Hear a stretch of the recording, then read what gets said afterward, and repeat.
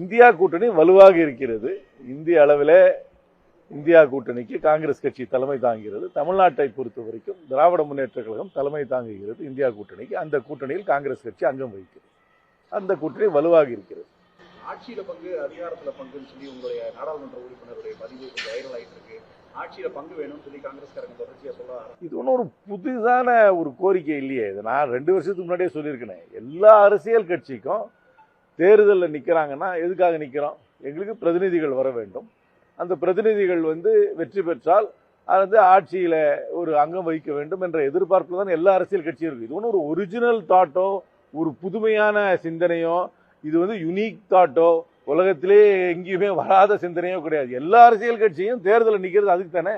இன்னைக்கு தேர்தலில் நின்னா ஜெயிக்கணும், ஜெயிச்சா ஆட்சி அமைக்கணும். இதுக்கு தானே கட்சியெல்லாம் இருக்குது. இல்லாட்டி நாங்கள் பாட்டில் ரோட்டரி கிளப், லைன்ஸ் கிளப்னு போடுவோம்ல.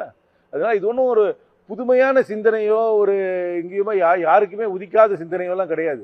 எல்லா அரசியல் கட்சியும் வாடிக்கையாக இருக்கிற சிந்தனை தான். இதெல்லாம் இன்னைக்கு என்ன பொறுத்த வரைக்கும் இது பிரிமேச்சு.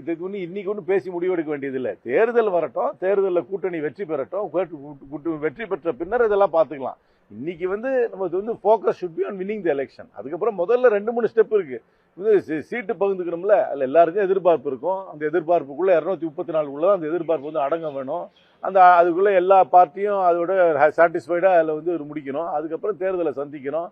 அது தேர்தலில் வெற்றி பெறணும். வெற்றி பெற்றதுக்கு அப்புறம் அரசாங்கம் அமைக்கணும். அரசாங்கம் அமைக்கும் பொழுது யார் அதில் பங்கு இருக்கிறாங்கன்னு பார்க்கணும். எல்லாமே ஸ்டெப் பை ஸ்டெப்பாக தானே பண்ணணும். இன்னைக்கு எடுத்த உடனே நீங்கள் ஃபைனல் சீனுக்கு வந்துட்டீங்கன்னா என்ன பண்ணுறது?